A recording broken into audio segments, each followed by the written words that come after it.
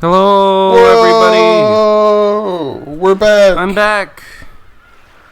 Whoa! It's been too long. We're recording this on April 19th. The first time. It has been a very long time. The first time we tried recording this episode was like almost a month ago. Yeah, dude, it's been so long.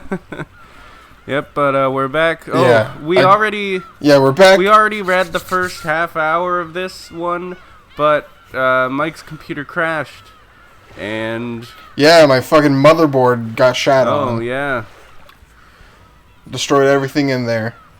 Crazy. So I'm recording this on my laptop, and yeah. Yeah, I'm recording this on my laptop. So, yeah. Whoa. Laptop brothers? We're the laptop kings. Laptop kings! Okay. Like Tiger King. So, are you ready to start episode 5? I think I am. Wait, we gotta read the invitation again, because, that's gone. Because we have Episode 5, End of the Golden Witch. Good morning, Mike. Please enjoy this new game by a new game master at your leisure. New game master, not Beatrice. However, the game has already reached a climax. The culprit has been cornered, and there is nothing left to do but await the final checkmate. But for that very reason, there must be something for you to spot, looking down on it from afar. The difficulty is fairly easy. What could possibly deceive you after all this time? More like, who could actually deceive us all this time? Me. Weird. Okay, I pressed episode 5. Same. Nice. Hopefully we pressed it at the same time. That'll be cool. I'm also recording desktop audio. audio. This story is very obviously fictional. You're recording desktop audio? Yeah, I figured it out. Oh. So you're getting the audio of the game? Yeah. Yeah, and it's it's good audio. Okay. Oh shit, okay, give me a second. Okay, I need to... Okay. I have the voices up. Get away. Oh yeah, that's not good. Oh yeah, because it's on the laptop, and you didn't set that on the laptop, you only set that on the computer. Yeah. Okay. Exactly. With logo, without logo. Alright, I think I got everything. Okay.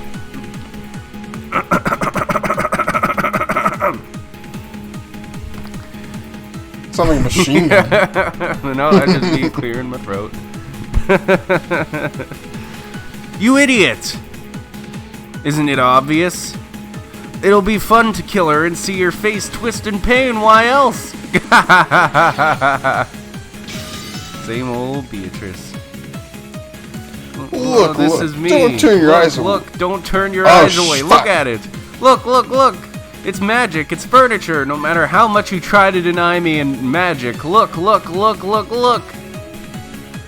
Yeah. Sorry, Babbler.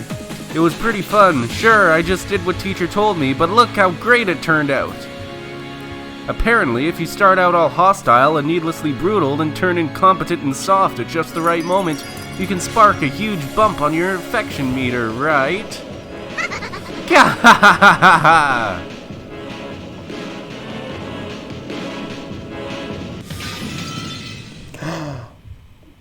Affection meter? Was this a video game? Yeah.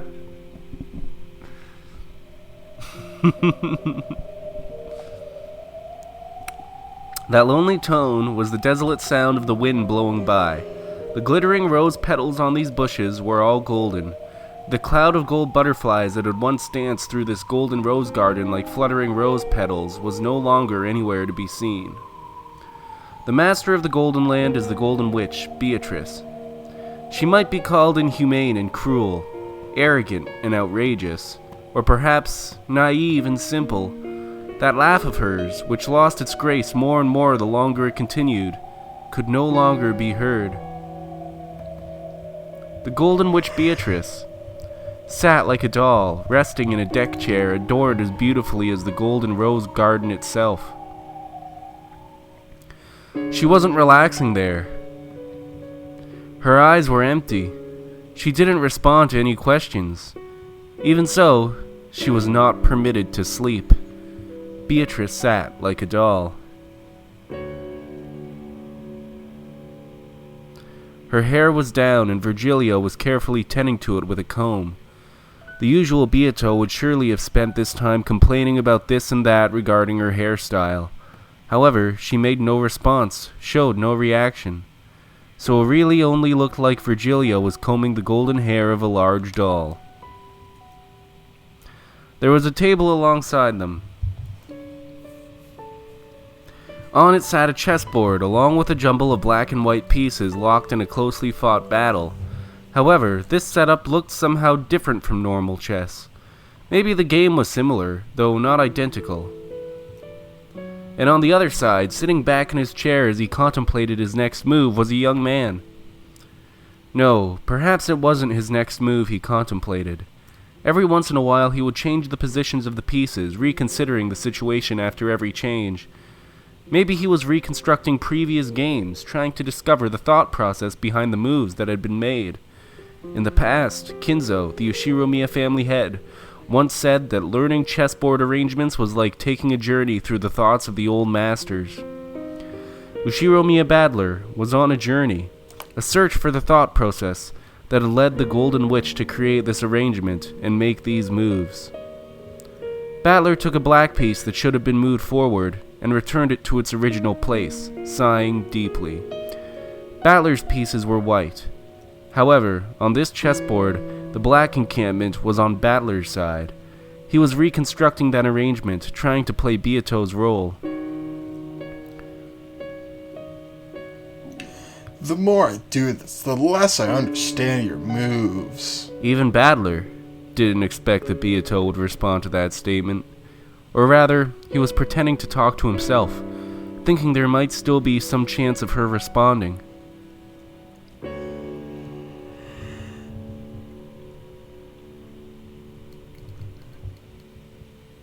Beato's eyes reflected nothing, and her mouth told nothing. After begging him to kill her, the Golden Witch had become a corpse that had given up on life. She wasn't sleeping. She couldn't step down from this game and was therefore forbidden sleep. So those words must have reached her ears. However, they probably hadn't reached her heart. The Golden Witch would not sneer at Battler's moves, nor would she praise them or belittle them. By now, Beatrice was nothing more than a living doll. Even so, she would glance at him every once in a while. It would be an empty glance, but a glance nonetheless. Sometimes she would seem to make some sort of gesture, or even move her lips. However, her movements never managed to communicate anything to Battler. How did you decide on this move in this situation? I don't get it at all. I don't understand your moves. Beato, Battler is talking to you. Say something. Giggle or guff or something. Even use that shrill laugh of yours if you want.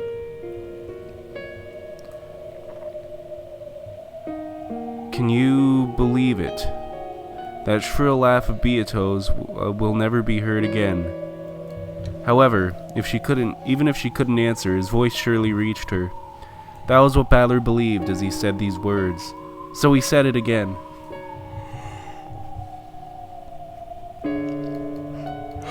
How did you decide on this move in this situation? I don't get it at all. I don't understand your moves. So you don't understand what this child is thinking? Virgilia answered in her disciple's stead. Up to this point, she had done her best to avoid speaking for Beato. After all, there was a chance that Beato would respond in some way, and Virgilia didn't want to be the one to steal that chance. So, Battler was going to have to bear with this silence, until Beato herself answered. Virgilia could no longer bear to watch Battler like this. Besides, Battler also wanted to hear what Virgilia had to say. He believed that conversation would reach Beato's heart. Yup, I don't have a clue. The more I try standing in Beato's shoes and moving the pieces like this, the less I understand. A serial murder following an epitaph. Oh, this is Beatler. A serial murder following an epitaph. With that as a victory condition, I tried reconstructing the games from the witch's side, but I never ended up making those moves if Beato did. In those games, I could find several incomprehensible moves that clearly worked against that victory condition. I don't get it at all. This journey through her thoughts is just too rugged. Even so, you won't give up, will you? I won't. I promised. Kill me. Let me die.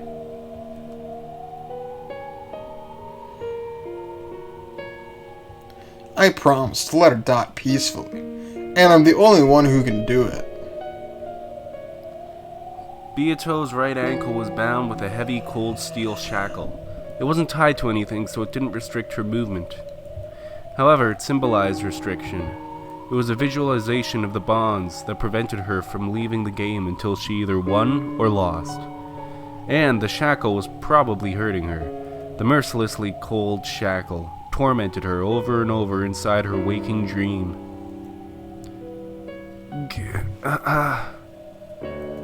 So, there was never any sign of relief in her empty expression.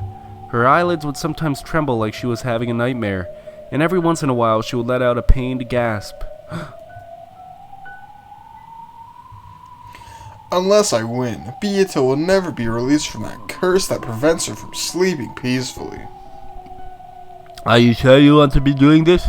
It seems the 5th game has already started. Not interested. Why should I take part in any game unless Beato is my opponent? If that's the only alternative, then it's a much better use of my time to reconstruct previous games while taking a journey in search of Beato's thought process.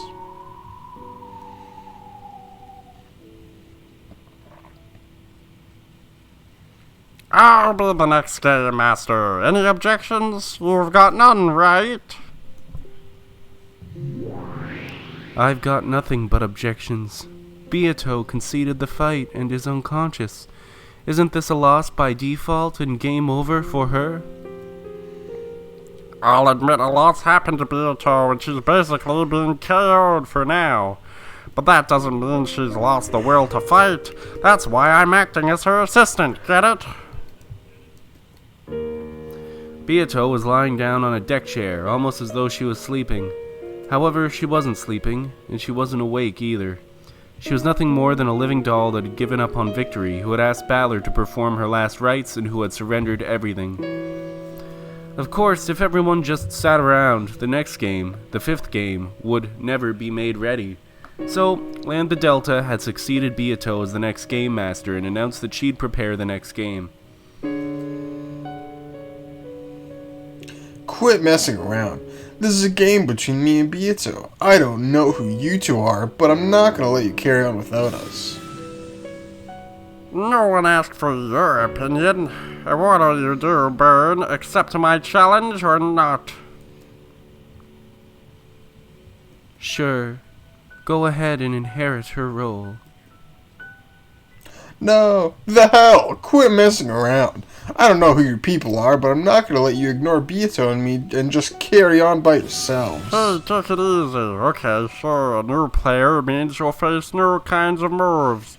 I'm sure you'll see a lot of stuff that confuses you, but even that might lead to some big hints, get it?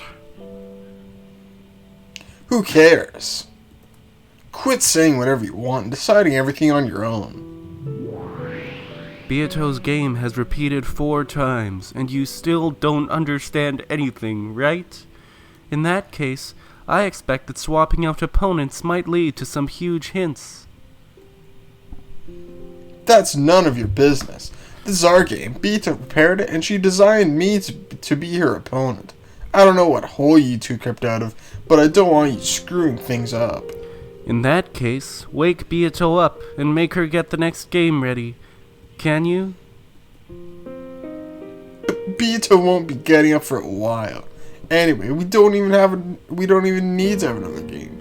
The 4 games she's already laid out are more than enough. And even if we do have some 5th game, there's no reason it shouldn't be a puzzle Beato lays out and I take on. There's absolutely no reason for you two to butt in. Battler couldn't hide his irritation at the 2 witches called Lambda Delta and Burncastle. This is around the point where the computer crashed, I think. We made it about this far, which it's only like 15 minutes in. I guess we didn't record as much as I thought we did. I thought we recorded like a whole half hour. Yeah, it's fine. Yeah. Battler couldn't hide his irritation to the 2 witches called Lambda Delta and Burncastle, who had shown up well after the game's start, and who are now trying to take charge on their own. It looked like these witches were of an even higher rank than Beato, so high, in fact, that even Beato's teacher, Virgilia, couldn't even come close. Battler had the feeling he'd seen these 2 several times before. However, this was the first time he'd known their names and spoken to them directly. You can't get the next game ready without waking Beato. That's why I'll prepare the next game. We aren't so patient that we're willing to wait forever for Beato to regain consciousness, right, Burn? I don't like boredom. It really ticks me off. We really don't give a damn whether you're bored or not. Come on now. Leave everything to this perfect Lambda Delta somehow, okay? I'll take over as the game master. Don't worry, I won't play with too much absolute perfection. Just like Beato, I'll set up plenty of incomprehensible fakes, clues, and bonus hints. I'll make this game a huge hint that'll help you understand Beato's world even better, okay?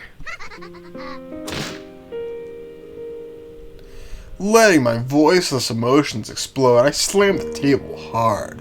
The 2 witches didn't flinch at all. One grinned. The other looked indifferent, as though nothing had happened. The 2 of them just stared at me silently, as though they were reproaching me. What's this? Not satisfied? Are you saying you'll step down from my 5th game? Isn't that a loss by default? Battler won't step down. Of course he'll participate in the 5th game. Don't just decide that yourself. I'm not gonna play along with you 2. I don't give a shit. And then it really is a loss by default, right? The witch side wins this game. Is it really okay to end this with a human surrendering? If you step down, the game will end with your loss by default. Get it? If you want to guarantee that your lonely sister always meets with miserable circumstances in an endless number of worlds, that option is indeed open to you.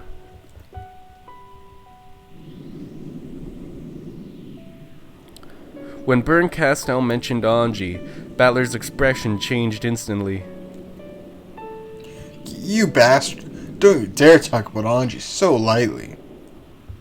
Because you have an ally in me, Burncastle, the Witch of Miracles. There exists the possibility of a miracle in which Anji's family comes home to her. Well, if you do throw that chance away, and guarantee that Anji's endless futures all end in sorrow, that might be pretty interesting too. I vaguely understood what she was saying. Until I win Beato's game, I'll remain trapped in this bizarre world. And if I abandon that victory, then most certainly my parents and I will never return to Anji. For Anji's sake, even though I know that the witches are toying with me, I must keep on fighting. Damn it. What's wrong? You look unsatisfied. Have you already forgotten how angry you were when your sister was turned to mincemeat? You know, that spectacle where she was torn to bits, ripped to pieces by countless red-hot pliers. You'd better watch more closely next time, okay?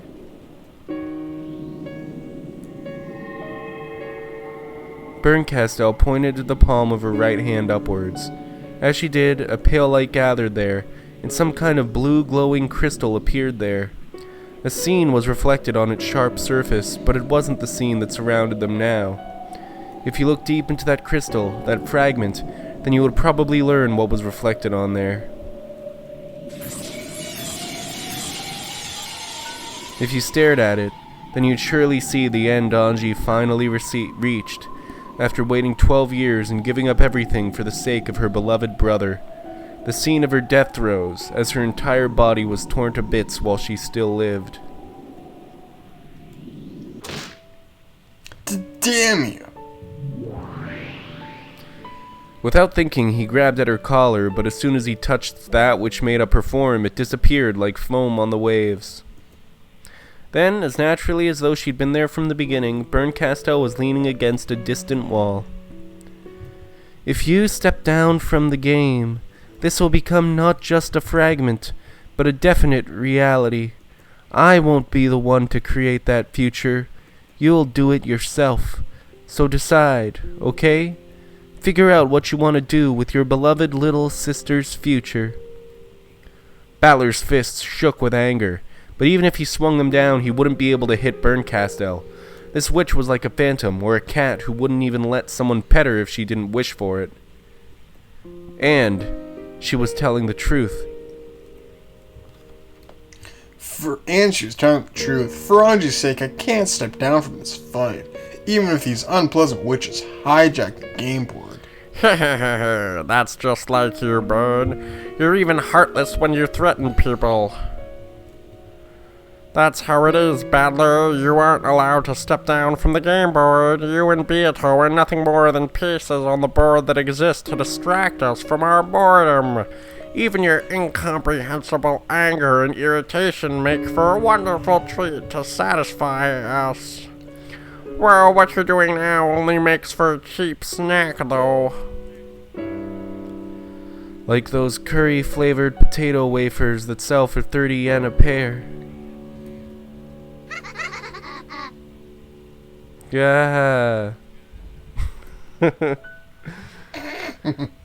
You damn witches. Giggle. Fight for Anji's sake, okay? And for Beato's too, right? Oh, this is probably Battler. Oh yeah. In a way, that was admonishing, or perhaps babying, like the headache you get after eating something too I'm sweet. wrong. Berncastel No. tormented Battler and smiled. By now, the host of this tea party, Beato, was absent. The guest witches were already making themselves at home.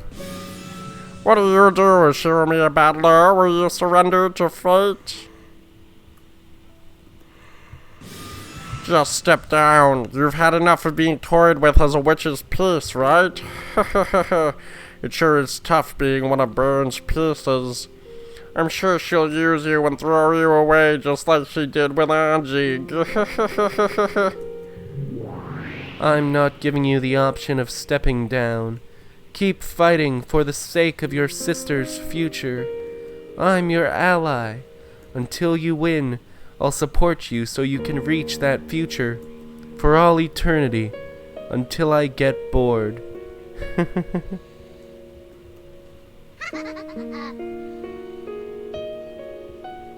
I can't let a provocation and cajolery rile me up. These witches know how I get mad easily, and they're trying to take advantage of that. Battler withstood it all, and finally relaxed his clenched fists.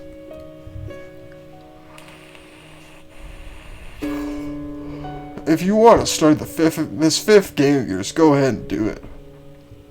Do whatever you want. Yes, I will do whatever I want. Hey, where are you going? Even though Battler acknowledged this fifth game, he turned his back on them, much to Lambda Delta's surprise. If you're going to be Beato's substitute, then I'm sure that Berncastel witch over there can stand in for me if she wants. Not a bad idea. Better than a loss by default. What the heck? Are you gonna just ignore this episode 5 that I put so much effort into making? Rude. Battler says he's going to take a break for a while. Until he comes back, I'll be his substitute. How's that sound, Battler? You do that.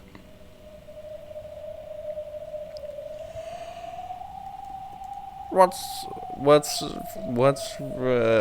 could do the wrong voice. What's wrong, Lambda? So, you refuse to play if it's against me, instead of that fool battler? Well, that would be a loss for the witch's side then, wouldn't it? Maybe. Of course not. I'm glad I get to play with you, bird. Come on, let's play together in Lambda Delta Sama Super Hyper and Cute Episode 5. This technically is a world Beato created. You aren't going to ruin the atmosphere of the story, are you? Don't worry about that. I'm really good at reading between the lines for that sort of stuff. I made sure to use a Beato-ish atmosphere to make a tale that's even more interesting. Battler, make sure you come back as soon as your break's over, okay? It'd be a shame to miss this. I've set up plenty of bonus hints that'll get you closer to Beatrice's secrets. Or at least that's what it'll look like when it's actually filled with misdirection that makes stuff more and more confusing. Wait, hey Battler, why aren't you listening when a witch is talking? Without answering, Battler disappeared into the darkness. After shrugging and cackling, the witches immediately started playing with the game board they had stolen from Beato.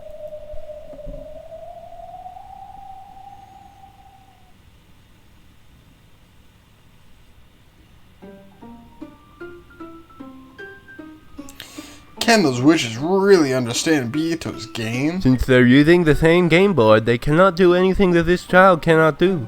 However, they can do things that this child wouldn't do. What do you mean, things she wouldn't do? The materials of chess exist so you can play chess. You cannot use them to play cards. However, when it comes to throwing chess pieces at your opponent and scribbling on the board, such things are not impossible to do. However, that would be blasphemy against a game of chess, so people choose not to do that.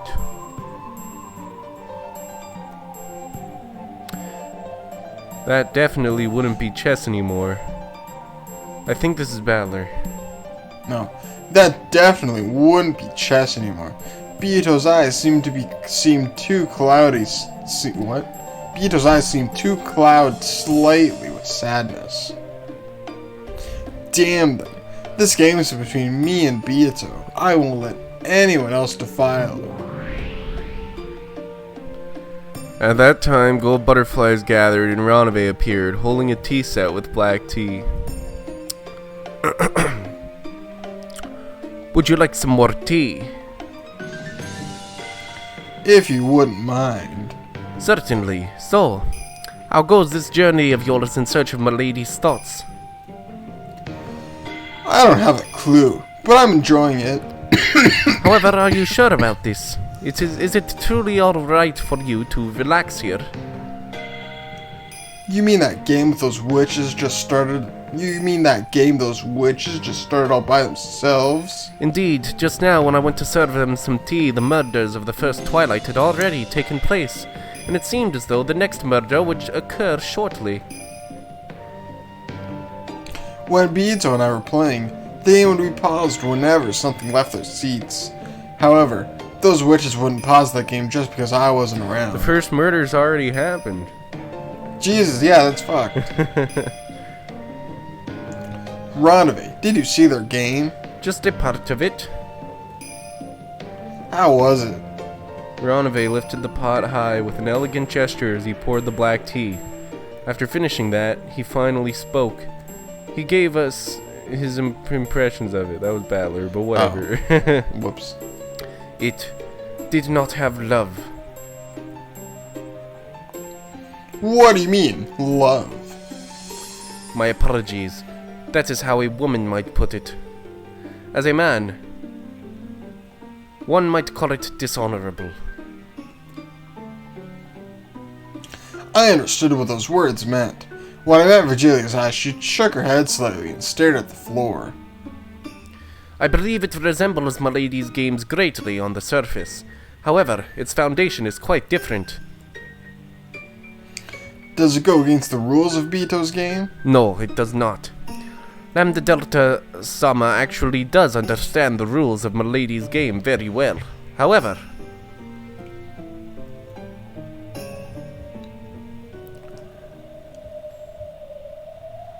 Battler stood up.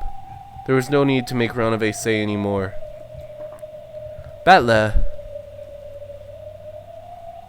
Sorry, Ronave. I know you went through all the trouble of pouring this for me, but tea isn't what I need. So you will go after all? Yeah. We don't need any outsiders in our game. I think that... Yeah. These guys weren't even here for me in the beginning, because I've been loafing around crazier and crazier witches have been introduced, and now they've hijacked this game between me and Beatrice. I've got to take it back. Right now, I'm supposed to be the one taking care of Beato's game board. That means I can't just sit around here. Thank you. I wanted to let this child hear those words. I'm sure she hears them. Milady is simply unable to answer. Beato lay there silently, like a living doll with dull eyes. The game board she had I'm pretty sure this is Battler too. Beato lay there silently, like a living doll with dull eyes. The game board she had created herself and hijacked by incomprehensible people, and was being turned into a mess. If I was designated to be her opponent, then Beato must have created this game for me. I've got to take it back. Wait here. I'll go and take it back. Of course, Beato didn't respond in any way. Oh, it's still Battler.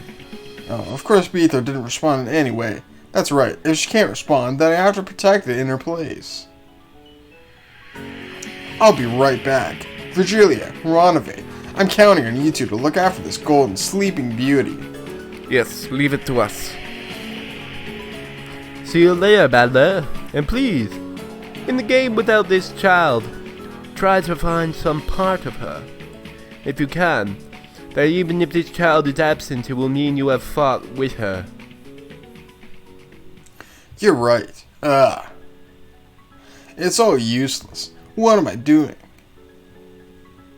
Let's go. And let's take it back. Sorry to keep you waiting, witches. My break is over. When he faced the jet black heavens and yelled this, the whole world shattered, as though it were made out of thin glass.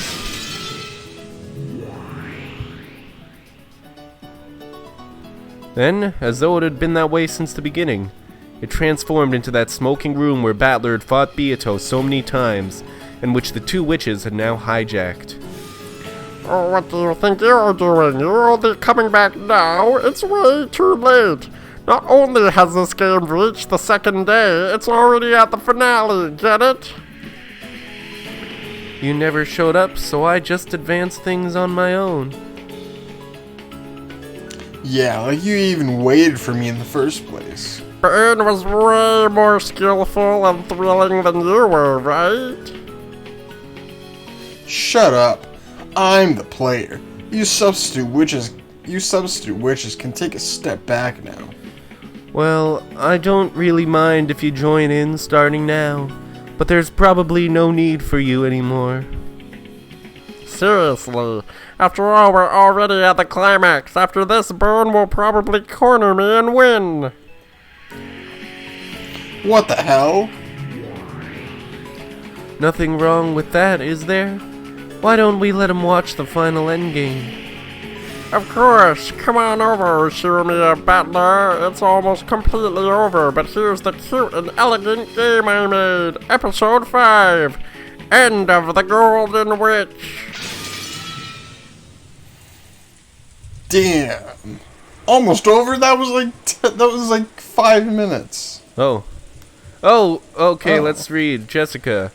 Her corpse People are already Her dead. corpse was found in the cousin's room on the second floor of the guest... You read Jessica's, actually. You read Jessica's. Yeah. Her corpse was found in the cousin's room on the second floor of the guest house.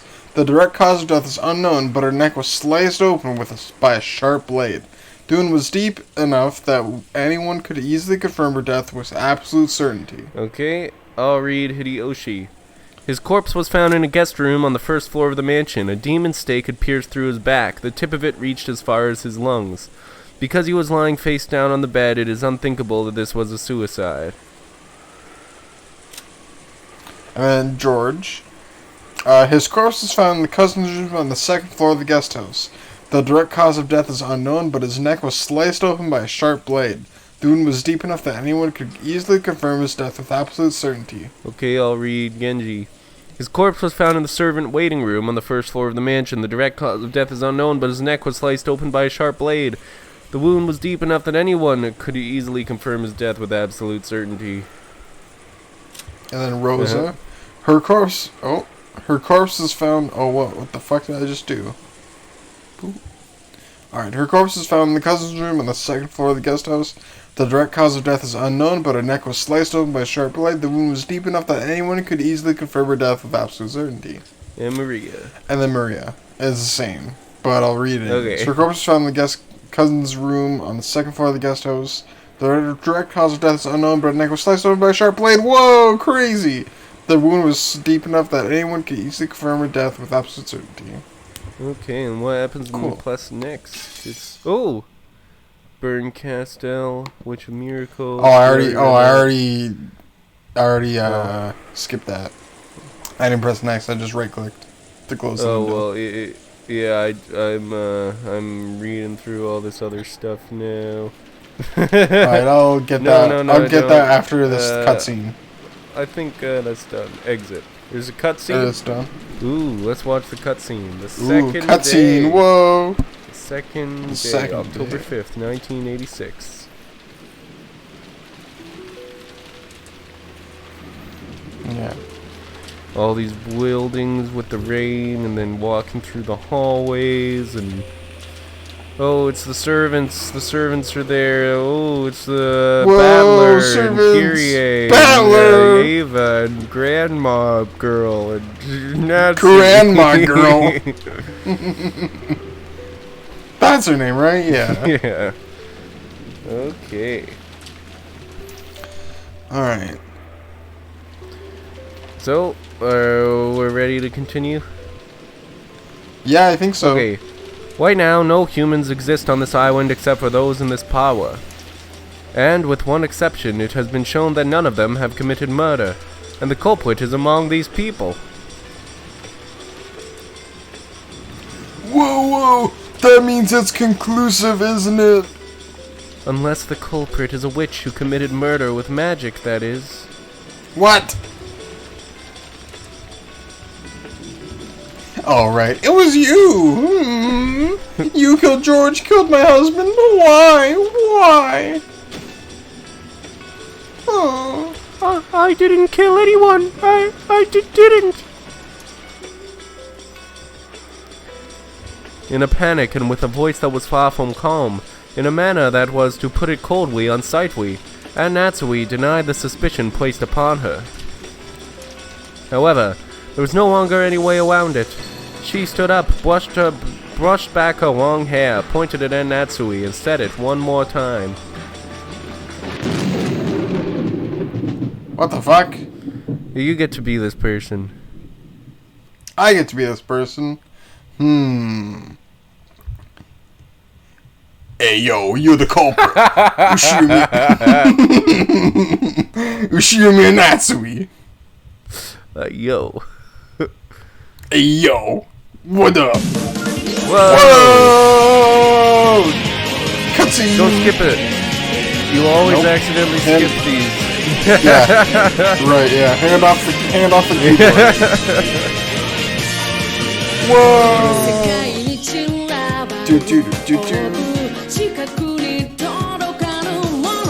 Damn. This is epic. Yeah, there's Kinzo, there's Beatrice. All these people. Whoa. There's a lot of characters in this. Yeah, dude. So many. There's like a lot. And there's a new character. What the fuck? Damn. What the fuck is this new character? Sounds pretty gangster. It's fucking gangster as fuck, dude. Too gangster. I guess it's a character that Lambda Delta put in there or something. Although she looks like Burn Castell, so maybe Burn Castell plays. Well, I mean, The blonde hair ones is the game master, so she's the one who has to put stuff in there. Oh, Burn Castle threw Angie in as a piece. Oh yeah, but that was in a different game, in like the meta game. But this is like the real game. Yeah. I guess we'll figure it out later.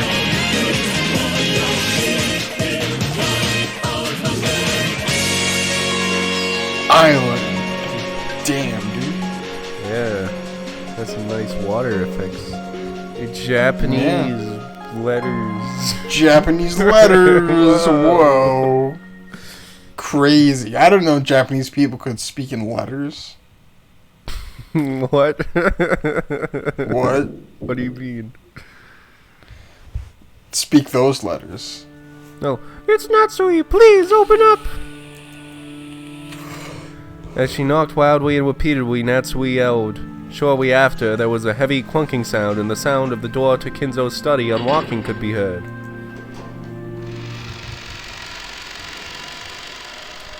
As the door opened, a heavily sweet, venomous odor flowed out. Natsui was always ashamed of how she automatically grimaced at that, even though she thought it wooed to the family head. Klaus was waiting for her inside the study. Natsui flew into his arms. His father? Is he? Calm yourself. Dr. Nanjo is examining him now. With an uncertain gait, Natsui walked towards the center of the study, supported by Klaus.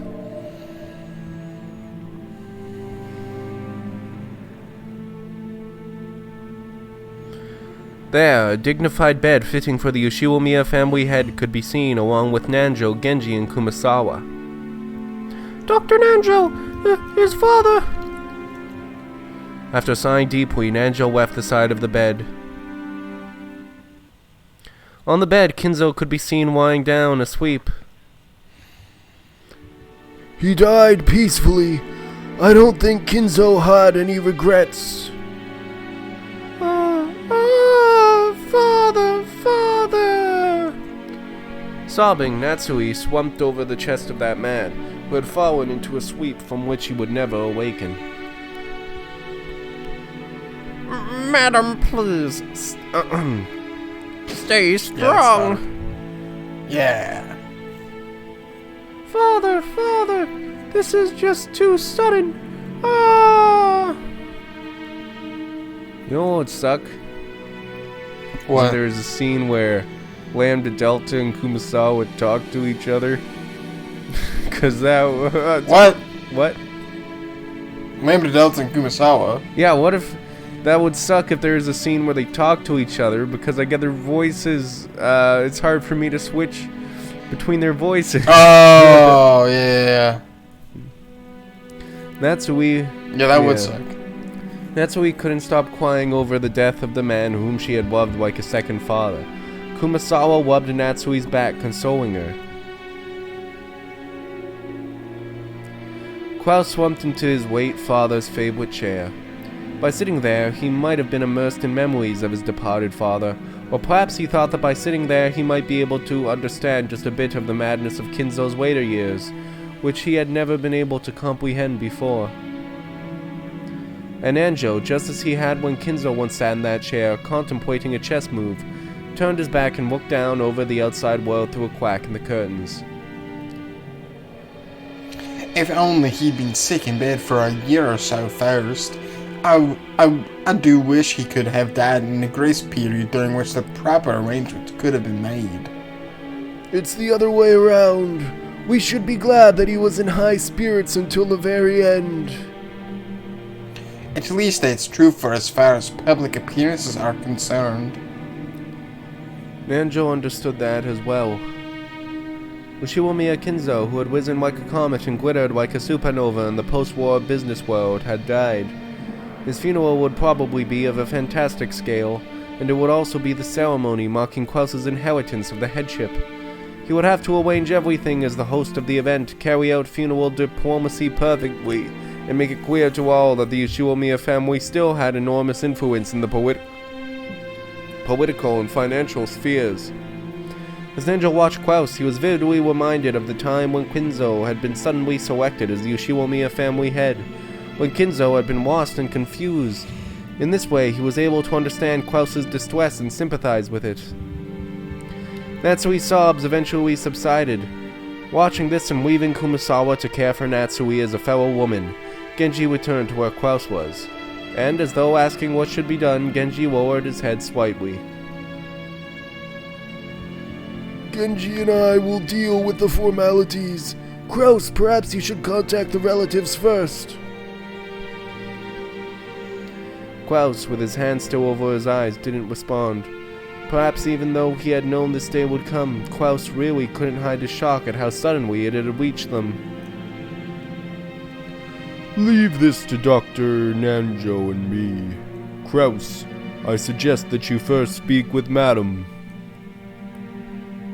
Maybe she heard that, or maybe it was a coincidence. As though responding to Genji's words, Natsui came over. Her eyes were wet from crying so much, but she apparently understood the heavy responsibility that had been imposed on them even better than Klaus did.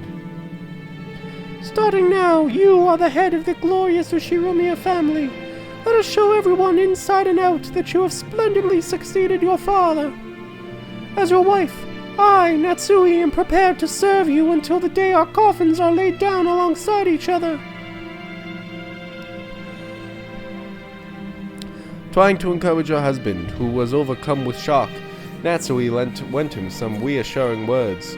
When Klaus finally lowered the hands that had been covering his face, he looked up at the ceiling with a blank expression and let out a deep, deep sigh. Please stay strong.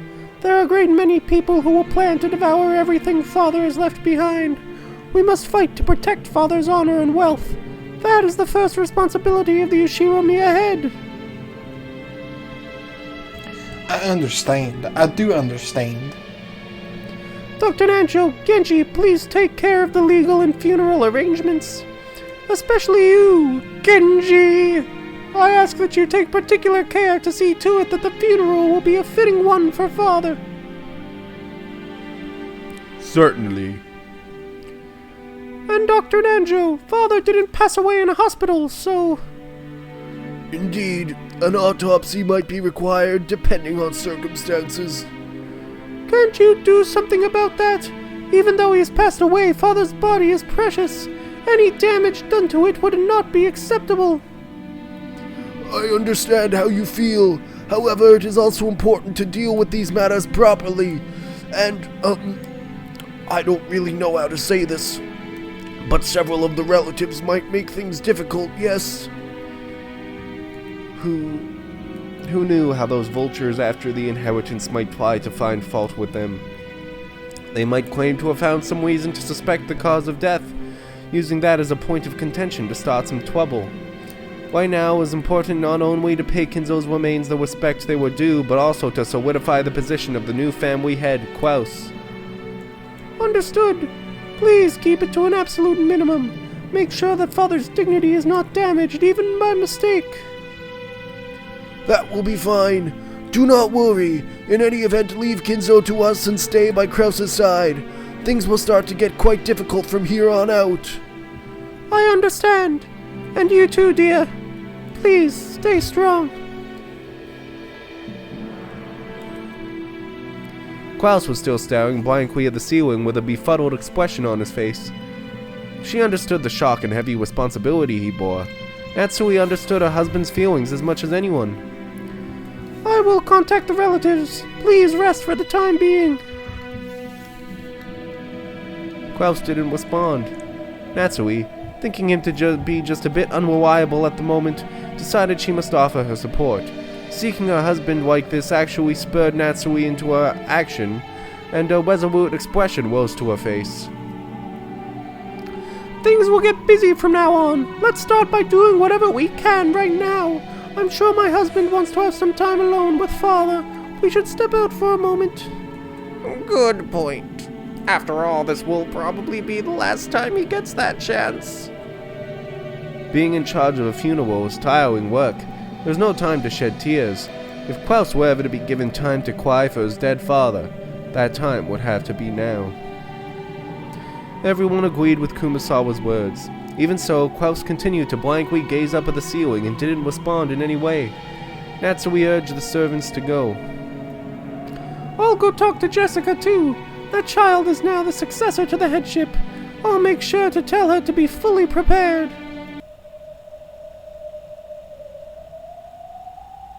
This is Kraus? Yep. Wait.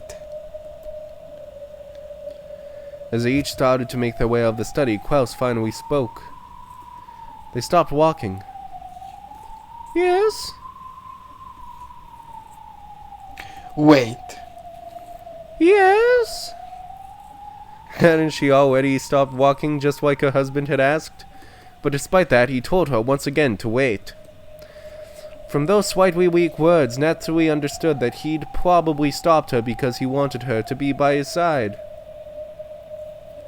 The rest of you, downstairs. I will stay with my husband. Please call us on the phone if anything happens. Certainly. I thought I told you to wait. Oh.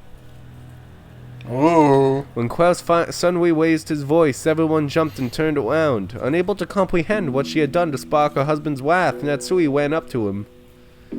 What's wrong, dear? Have I said something rude? If so, please forgive me.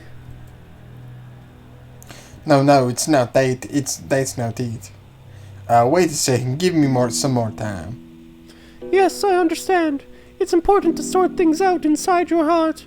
We were just going to leave this place in silence to give you some time, okay? And I'm telling you to wait before doing that. Listen up. No one move. Not even an inch. If you're tired, then feel free to sit in whatever chair or sofa you want. So just stay quiet and don't talk. Don't do anything. Those unreasonable words felt like a glimpse of how Kinzo used to be.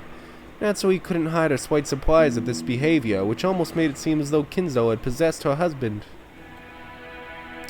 Natsui told the servants to wait for the time being. She ordered them to sit on a sofa a short distance off, approached her husband, and spoke to him in a small voice. If you order it, I will wait however long you ask. I won't move. So please, try and calm yourself. No, that's not it. That's not it. Was it really blood, or was he actually being possessed? Klaus's disorderly style of speech strongly resembled Kinzo's. As she watched this, Natsui became certain that Klaus was Kinzo's son after all, and that he was the true successor, more suitable than any other person. Natsui, come here. Klaus stood up and headed towards the window, trying to lengthen the distance between himself and the servants waiting on the sofa by even a small amount. Natsui realized that he must have something secret to discuss. Yes, dear? What is it? Father dying is bad. What? But he has already passed away. We cannot turn back time. That's not it. It's bad that it happened now. What do you mean? I've been putting Father's fortune up as collateral. I won't be able to hide it when the division of the inheritance comes into question. What? Collateral, you say? How much? You remember how I helped out Kondu-kun back in Melody Island? Didn't I tell you to break ties with that person? I thought you said you'd refused him. Why? There is such a thing as a man's owner. I couldn't refuse. Klaus claimed to hold honor as a virtue. However, Natsui knew that he most often used this as an excuse for when he reluctantly went along with some deal that he just couldn't refuse. That wouldn't be a problem if we had plenty of money on hand. But didn't you borrow quite a lot of money for the plan to turn this island into a resort? Yeah, I did, and there were people here and there who lent me a hand along the way. If I'm going to repay them, I can't just sit around on my hands. You need money to repay people. You need money to make money. You can't even get started without money. And even the plan for this island would be proceeding smoothly if only there hadn't been problems with the planning company.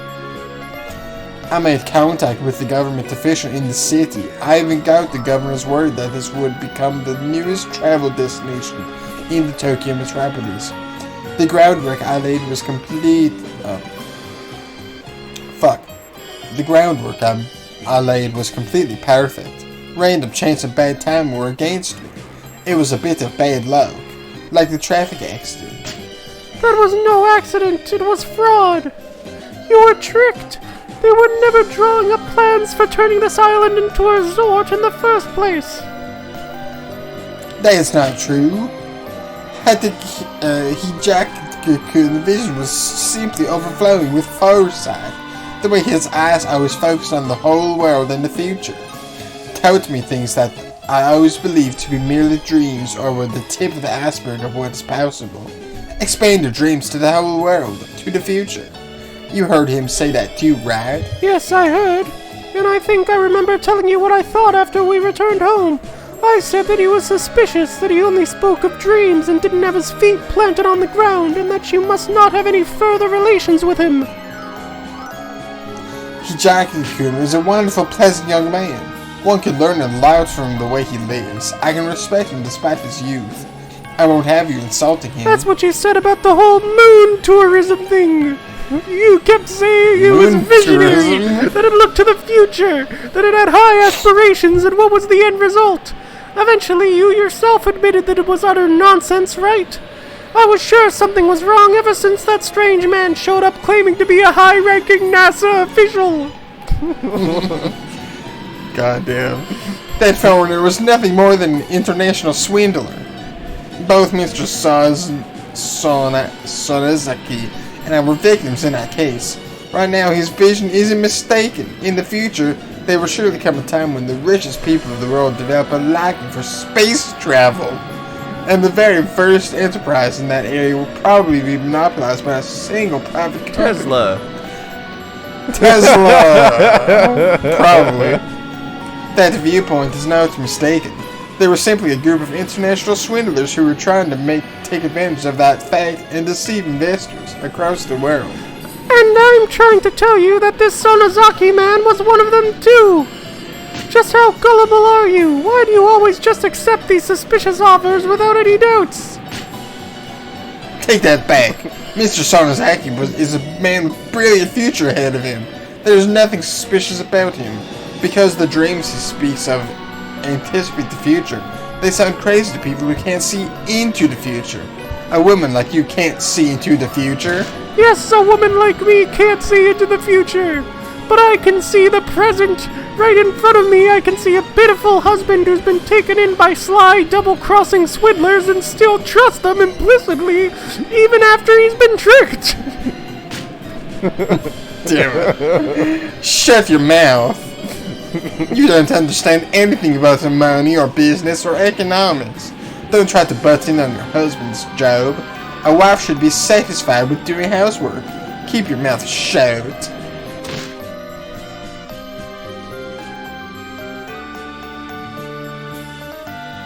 Without another word, Natsui fell silent, just as Klaus had hoped she would. She was already far beyond anger and sadness, and the emotion that lay on the other side of those was an almost indifferent pity. Klaus, who had been in awe of Kinzo since he was very young, had started to subconsciously admire the way his father lived. Without realizing it, he had come to believe that he could only be recognized as a man in his own right if he surpassed his father. However, Kinzo had been a mad genius, the likes of which had never been seen in the Yoshiromiya family's long history. That talent was a gift from heaven, and it definitely wasn't genetic, much less something that could be learned. To give the two of them a chance to talk alone, Natsui told the servants not to tell anyone about Kinzo's death, and they left the room for the time being.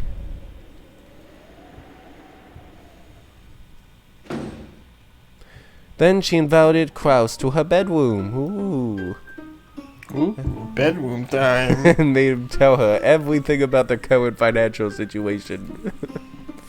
These were things that Natsui hadn't been told about, under the assumption that a woman had no business knowing. Natsui had herself made a point of avoiding this area in the past, thinking that it wasn't a wife's place to intrude on such matters. However, this might also have meant that she had abandoned her duty as a wife to protect her family. The depths of this sin had been made quite clear to Natsui. Klaus was probably tired of trying to defend himself. Perhaps because he had gotten a headache, he hid his face and sank into silence. Natsui noticed that the water in the electric kettle was boiling and stood up to refill her cup with black tea. When she touched the cup of black tea, she noticed for the first time. The sound of the cup and saucer clinking together told her that her fingers were shaking. Klaus had built up a large debt to obtain funds for his various projects and to cover the losses when they failed. Of course, he had put the mansion and property up as collateral. However, doing such a thing above board would result in the mortgage being registered. In other words, there would be a record that Klaus had put Kinzo's wealth up as collateral to obtain a loan without anyone's permission. Kinzo, Ava, and the others must not learn of such a thing. Therefore, Klaus had been putting those assets up as collateral using the worst possible method.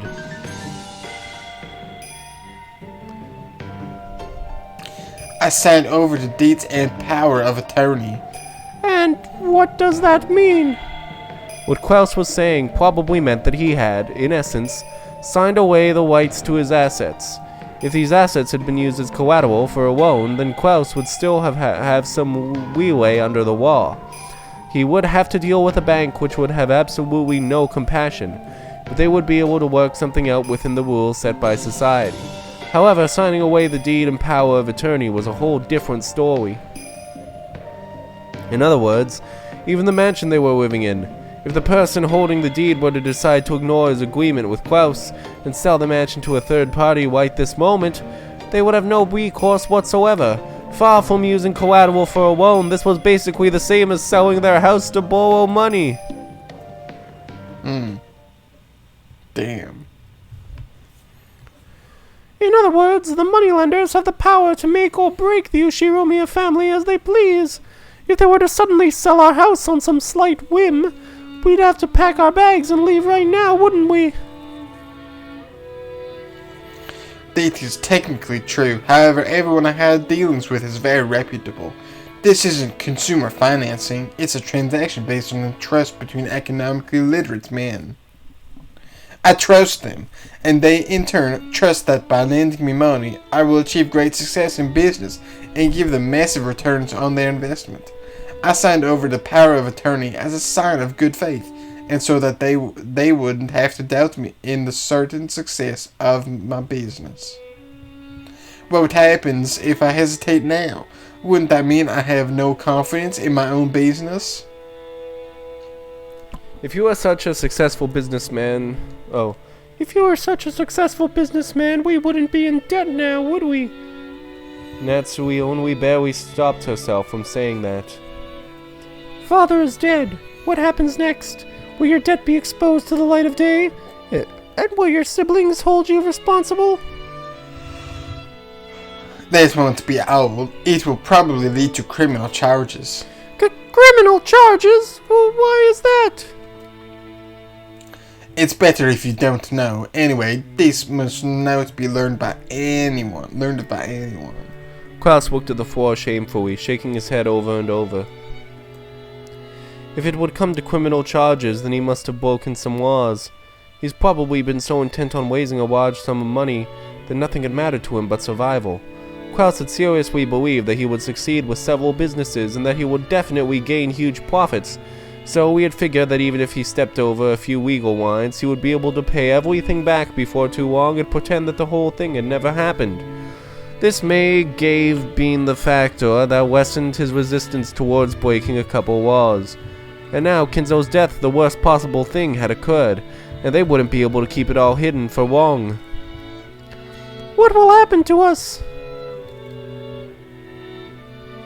There is no need to worry. You may not believe it, but conditions are most certainly on the rise now. The value of the city real estate I invested in will rise rapidly. Right now, I'm working on a project to integrate those and construct a massive business tower. This will be the most reliable of all my investments so far. It will prove to be the most successful. However, it will take a little more time for that to bear fruit. It's absolutely certain, but this doesn't mean it will happen now. Will the success of that venture be enough to pay back our debts? Of course it will. I'll be able to wipe out all the debt I've accumulated so far. So have faith in me. I only need a little more time. But Father is already dead. We don't have that kind of time anymore, do we? I know that. That's why I have to obtain money from somewhere and pay off these debts right now. Anyway, I need money. Money, a lot of it, right now. Ah, money! As Klaus swore and clutched at his head, he writhed about as if in pain. As she watched, several emotions swirled about Natsui's chest. Her emotions conflicted as she felt pity for her husband, while also feeling that he was a fool. And she felt a mixture of resentment and regret towards her own irresponsibility in letting her husband run wild for so long. Even if this day hadn't come, it should have been clear that they were in a very critical situation, and yet he had carelessly waited for this moment to come, and was now writhing about it. Her husband was so foolish and so pitiful. It would be easy to let herself get fed up with this. However, she was his wife. For a wife, ridiculing her husband as a fool would run in conflict with her responsibilities. If he was a fool, then she would have to support him enough to compensate. However, she didn't have a clue what she should do. Since there had been such a massive amount of money within arm's reach, it was only natural that Klaus had tried to dip his hands into it. It was only natural. It was only natural. It would also be easy to tell him to be a man and give up on all of it. But that would also run in conflict with her responsibilities. She was Ushiromiya Natsui, the woman who had become Klaus's wife and sworn to support him, the new head of the Ushiromiya family for her whole life. She had to somehow help her husband in his efforts to raise money. She understood it logically, but she couldn't suppress the indescribable dejection that seemed to rise up from the dark depths of her heart. That's right, Father's hidden gold. 10 tons of gold is worth 20 billion yen, if I had that. That's right, if I had that, all the problems would be solved. Natsui, that's it, the witch's epitaph. Let's solve it. Let's solve it together. If we can just find the gold, everything will work itself out. That's right, it must be hidden somewhere on this island. If we had that. That hurts. Dear. But please stop it. Klaus, acting as excited as if he thought up a perfect, brilliant plan, grasped Natsui's upper arms tightly. Natsui couldn't help but be dumbfounded. She wasn't just taken aback because she'd heard him bring up something as fake-sounding as the hidden gold. This was Klaus, who usually mocked the story of the hidden gold, saying that it didn't exist and that it was all an illusion his father had created to borrow a lot of money. Except that Klaus knows that it's not. He knows that. Yep. That was why Natsui was doubly taken aback. Yes, let's have Jessica help us too. Maybe some things can only be solved with a child's sensitivity. This is a family crisis. All of us have to stick together. It's a fanciful riddle that Father created. We should be able to solve it, and there's no reason we wouldn't be able to solve it. It's the only way. Oh, Natsui, this is wonderful. We still have an option left. And right here next to us, the gold is on this island. If we had it, every one of our problems would be solved. Natsui, call Jessica here right away. Let's overcome this family crisis together. Yes, right now. The gold is on this island. It's right beside us. Why? Unable to withstand the pain in the arm he was twisting in his excitement, Natsui knocked Klaus aside. Klaus tripped over the edge of the bed and flopped over onto the floor. But please get a hold of yourself and please calm down. Do you really think that this Ushiromiya family crisis could be solved by something as dreamlike as that? Natsui. Please cool your head and think of a realistic plan to gather money. I'm going to go cool my head as well. Wait, Natsui. Maybe he had come to his senses the instant he fell over. Klaus tried to tell Natsui to stop, but she just kept walking. After closing the door forcefully, Natsui dashed away. Natsui ran through the corridor. Even though she didn't want anyone to see her like this, she ran headlong into Genji. My deepest apologies. Madam, have you been injured? I'm fine. fine. Leave me alone. Certainly. Oh, Genji, how are things going in Father's study? It is just as you left it, although Dr. Nanjo is in the parlor. Is that so? Do you have the key to the study? Yes, right here. Give it to me. Let me have some time alone with Father. If my husband asks where I am, tell him you don't know. Certainly. After grabbing the key to the study that Genji was holding out to her, Natsui watched up the stairs.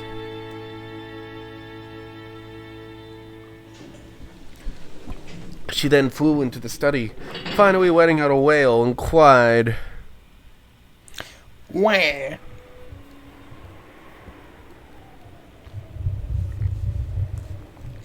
Father, please forgive our foolishness. My husband and I aren't capable of inheriting all that you created. Please, please, forgive us for our foolishness and our crimes, and if you can't forgive us, please guide the way for us fools. Clinging to Kinzo as he swept in the bed, Natsui cried even harder. She kept imagining Kinzo sitting up suddenly and patting her head. No, Father isn't the type of person to pamper. More likely he'd yell at me to stop being so noisy. However, neither of these imaginations came true, because it was an undeniable fact that Kinzo had entered an eternal sleep. But even so, Natsui begged the sleeping Kinzo to forgive and help them. It was still only a few hours after his passing. Perhaps his soul was still here, listening to her. Believing this, Natsui begged for Kinzo's forgiveness and help even more earnestly.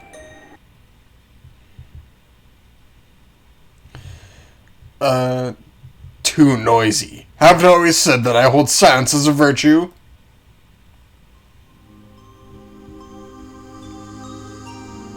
Huh? That voice made Natsui jump up in surprise.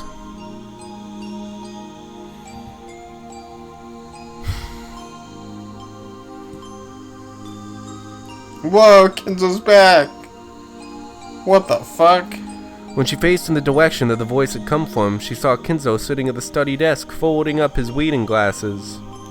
Oh, hallucination. Did you get in a fight with Cross again? Neglecting his wife like that Cross only inherited my bad traits. Father. What a wretched looking face. Wash it! Aren't you the wife of the successor of the Ishimiya family? You mustn't let the servants see you wear such a shameful expression. Yes, Father. My apologies. Natsui understood. This was just an illusion, one that Natsui had created out of a desire to speak with a memory of Kinzo as he once was. No, that wasn't it. She believed that just for now, Kinzo's soul had shown itself to her. She was sure that doubting this would cause it to vanish in an instant. It seems that at the instant the family headship was passed on, the family had reached a crisis. A crisis? Crisis? You should call the Christian Crisis Hotline. Christian Crisis Hotline? What the fuck? Yes, Father. I wasn't able to support my poor husband. I am truly very sorry. The Yoshimiya family is so very cursed. It was a terrible state when I succeeded the headship too. That makes your suffering seem almost cute in comparison. Kinzo's succession to the family headship had come suddenly. At the time, he had been nothing more than a single young man from a branch family, far separated from the Yoshiwomiya main family. The main family might have had honor and tradition, but Kinzo had nothing to do with that. Then the principal members of the main family were wiped out in the Great Kanto earthquake, along with their businesses. On top of that, there had been a complicated antagonism between the members of the family at the time, and the elders had all tried to impose their will on the others in that sinking ship. Because of this, they weren't even able to elect a leader to revive the Yoshiwomiya family.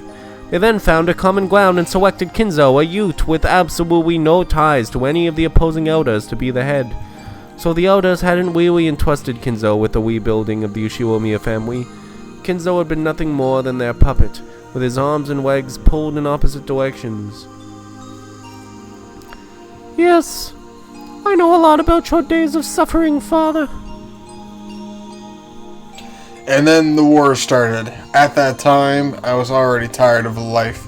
I hoped I would die in the battlefield, but I wasn't sent to the front lines. However, the state of the war grew worse with every day, and the time for the decisive battle on the Japanese mainland seemed to grow even closer. As terrible as it may sound, I prayed for that day to come quickly. After listening to the approaching footsteps of that weeper day in and day out, it is said that Kinzo started cutting his ties with this world one by one. And then, on that day when he had severed all of his regrets, when he reached a state of enlightenment, it is said that he had a mystical experience. Whoa. It is said that he met her, the Golden Witch Beatrice. I made a contract with the witch, and was given the power of gold and madness. On that day, the old me died, and a new me possessing the insane power of magic was born. I know, and after the war, you used your ingenious cunning to revive the Ushiromiya family. The now deceased elders who knew Kinzo at the time had whispered to each other that Kinzo must have bumped his head on the battlefield and returned with a different personality. That was how much Kinzo had stood out after the war. Whether the story about Kinzo meeting a witch was true or not, there could be no doubt that the extraordinary experience of war had prepared him for death, and let him reach a state of enlightenment. If he wanted to describe the mystical experience following all that as meeting with a witch, that claim certainly shouldn't be dismissed out of hand. That's right. You returned from the war, conquered the witch Beatrice, and became the head of the Ushiromiya family in the truest sense. Correct. Before I met Beatrice, I was nothing more than a puppet, only the head and name.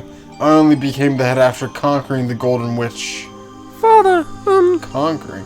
will this Golden Witch aid my husband Kraus now that he is the new head? Oh, she will, assuming that he has truly succeeded the headship. What do you mean by truly succeeded? I mean, it depends on whether he bears the responsibility and pride of the Ushiromiya family head in the truest sense. Natsui, you should understand this. The headship is not inherited by blood. It is inherited through spirit and conviction. Even though Kraus is my eldest son, he cannot be called the head if he cannot be called the true head if he does not possess these things. And if that spirit were to dwell in a human, even someone other than Kraus, they would make a splendid new head. Beatrice will lend her power to that true head. Isn't that right, Beatrice? What? Whoa, Beatrice is here all the time, what? Oh, Natsui's friends with Kinzo and Beatrice, I guess.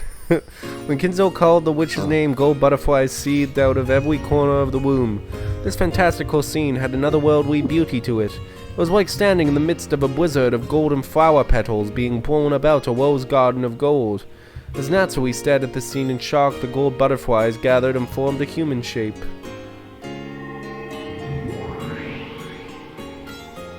Then the Witch of the Portwood appeared.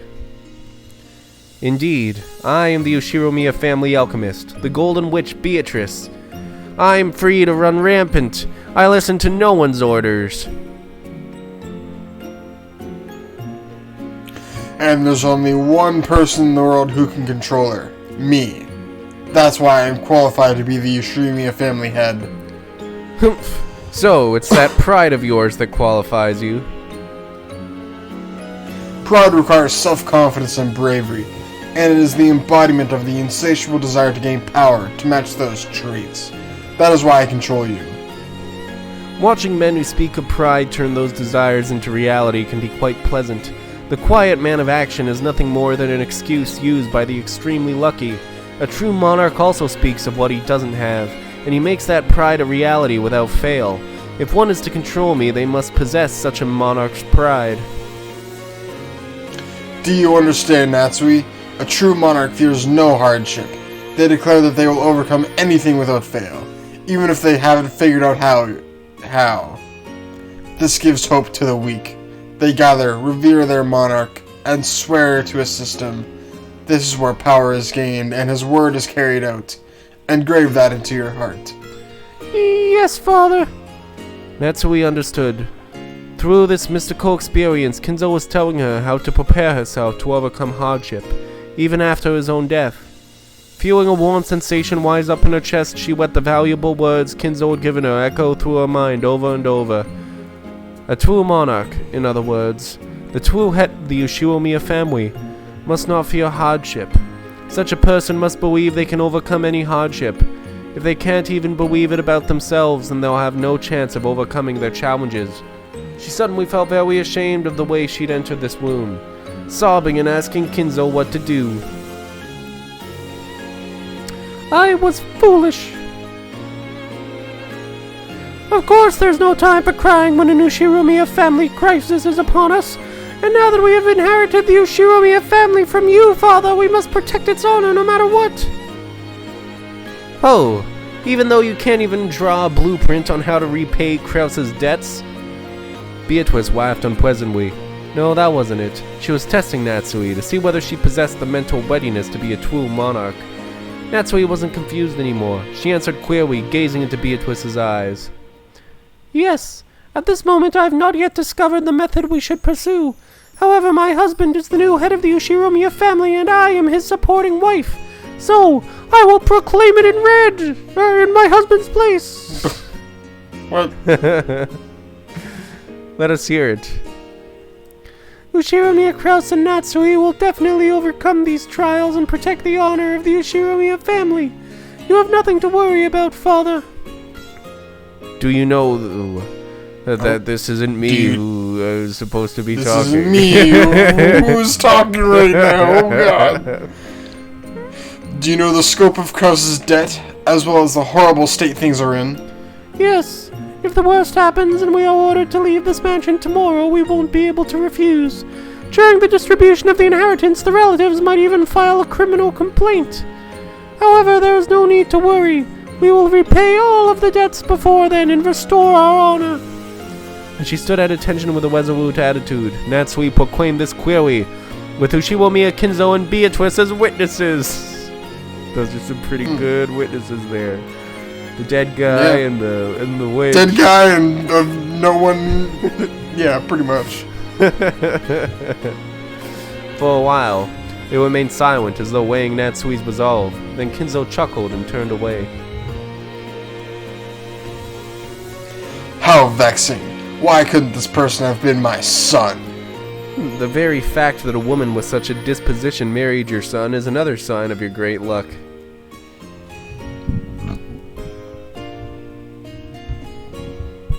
Beatrice, this is my final order. Now that you are no longer the head, I am not obligated to obey your orders. Oh, in that case, obey the orders of the new Ushiromiya family head. You are no longer the head, and Krause is not yet the head. Whom are you suggesting that I serve? I will leave that to you. It is up to you to decide who is qualified to succeed the Ushiromiya family head, and who is fitting to bear the mark of the one-winged eagle. You will ensure that it is so.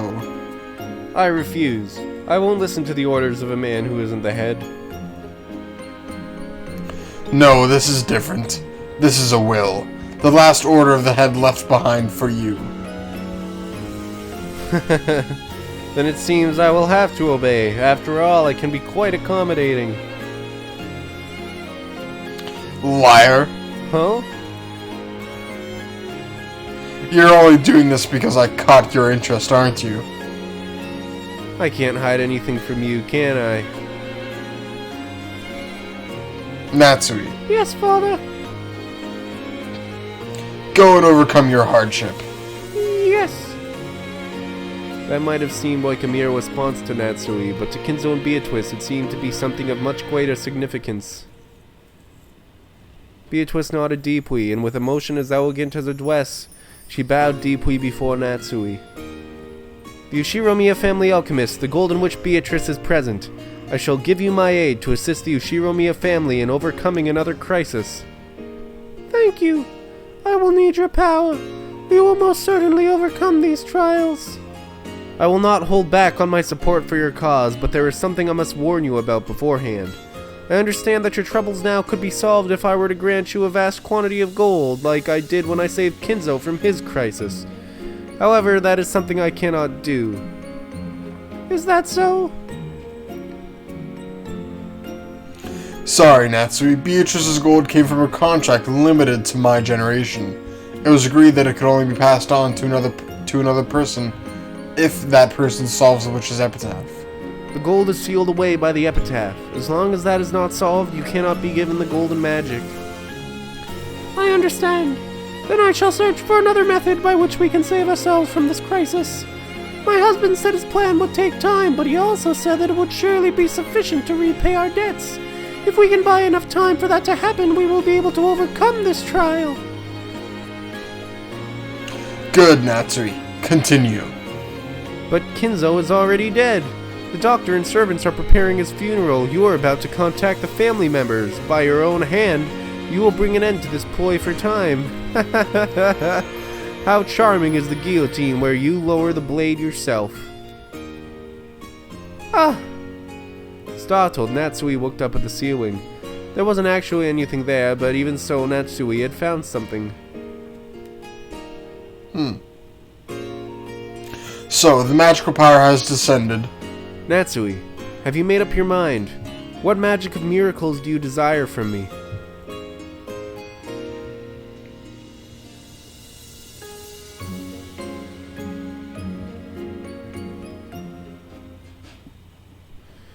Once again, all of those who had witnessed Kinzo's corpse were gathered in the study. Quelus was still impatient and clutching at his head. Genji was as expressionless as ever. Nanjo and Kumasawa wore bewildered expressions on their faces. But in stark contrast to all of them, Natsui wore a resolute expression. Dear, let me ask you one more time. Your plan for raising money is absolutely certain? Yes, give it a year, no, half a year, and it will certainly bear fruit. But it's just impossible to hope for anything right now. Then we will wait. But you said it yourself. Father is already dead. Father has not passed away. He's still there, as healthy as ever. When Natsui said this, everyone jumped and looked up, because they instantly understood what those words meant. However, Quelus alone didn't get it right away and asked her. He is a fool. Yeah. What? Do you mean by that? Father is already, in reality, right there. I will say it again. Father is still in good health. He is busy with his research, so will be even less able to leave his study than usual. Because of this, we must handle all external affairs ourselves, so that Father can devote himself to his research without being burdened by meaningless tasks. In short, nothing will change from the way things have been. Do you understand, Genji? Yes. The furniture of the One-Winged Eagle will continue to serve the Master. Kumasawa, and you, Dr. Nanjo, do you understand what I'm saying? Is that truly alright, Natsui? It may be true that Father passed away today, but if everyone right here, right now, believes we can revive Father with magic... It's impossible, madam. That's just too much. The time of death will be made clear during the autopsy. We can't stop it from looking suspicious. Father will not pass away, so there will be no need for there to be an autopsy. Of course, she wasn't planning to make it seem like Kinzo would live forever. The fake wife given to Kinzo would only last until Quelus could repay his debts. After that, Kinzo's soul would finally be able to rest in peace. Nanjo repeatedly said that the time of death would be discovered during the autopsy, but Natsui kept saying that this wouldn't be a problem. Father will not pass away by being reported dead. I see. He'll be reported missing. After Goddamn. After clapping his hands together, Quelus stood up, shaking his fists. Yes, once we've managed to pay back the debt and finish our preparations for laying Father to rest, we will then announce that Father has disappeared. Oh. I thought he was just being dumb. Alright. Rakanjima's vast uncultivated forest was the perfect place to stage a disappearance. One day, Kinzo would go out to the forest for a walk and never return. They would search for him without success and then be forced to report his disappearance. If he disappears, we can file a report of his death without the corpse. In other words, we can hide him long enough to have him declared legally dead. What do you think, Dr. Nanjo? There won't be any problems that way. Yes, that might work. Is this really okay, madam? If we stay silent, then I'm sure we could keep the master's death a secret. However, if we were to slip up even once and let someone find out... Kumasawa, don't be so loud. Father is sleeping right over there, correct? Are you trying to wake him? It isn't a corpse. Kinzo is sleeping. As Natsui said that, Kinzo lay quietly on the bed as though there was nothing at all about her words. Odd.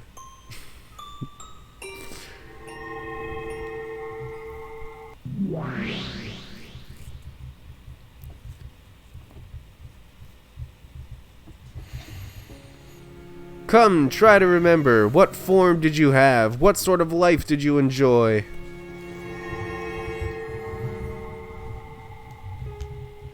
Once again, a storm of gold butterflies started to swirl, covering Kinzo's cold body.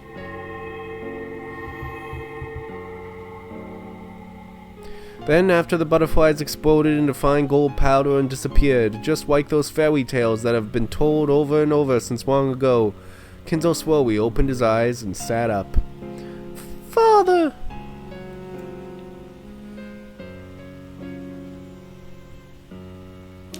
Natsui, let me first make one thing clear.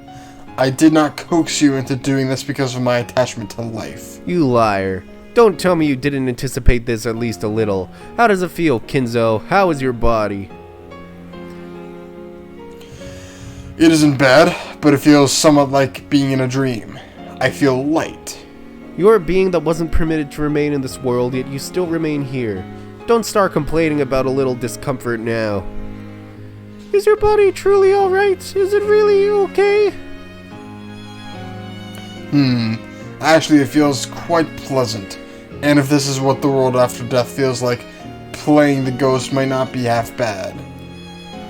How is this, Natsui? Kinzo is revived. That means a funeral is unnecessary. Your hardship has been resolved. Beatrice! As Natsui tried to find words of gratitude amidst her confusion, Beatrice waggled her pointer finger and spoke. There's no need for thanks. A ruler is allowed to be proud. I will not pay heed to requests, but I will follow orders. Even so, I'll say it. Thank you. This way you've bought some time for my husband. We will handle the rest. Be warned, Natsui. Kinzo may have revived, but that is not an eternal thing. It will only continue as long as my magic does. Be warned that the magic-resisting toxin might destroy the magic. You must understand the laws of magic correctly and work hard to maintain it. I can show you a miracle, but it is your role to grasp it and hold it. Of course. We definitely won't neglect the miracle you have given us. Very well. Yes, it would appear masters need to be changed out every once in a while, just like floor mats. I like it. I shall serve you. Ushiromiya Natsui. I am the Ushiromiya family alchemist, the Golden Witch Beatrice. Call my name whenever you wish. I shall appear and grant you a miracle. Thank you. I am Ushiromiya Natsui. I will employ you and protect the honor of the Ushiromiya family. Oh. Wow. Umineko. So fucking Natsui is Beatrice now. Well, Natsui It's like a orders it's like a Beatrice. Pokemon. Natsui orders Beatrice, tells Beatrice what to do. Yeah. So it's like a Pokemon. Pokemon, yes. The family conference of the Yes. previous year, October 5, 1985. Ooh. I guess that's previous what year. we're going to be reading about next. Read about next time. Ooh. Rose Garden. Alright. Hell yeah. Okay, goodbye everybody. See you next Wednesday. Yep, see you guys Wednesday, dudes. Bye. Bye.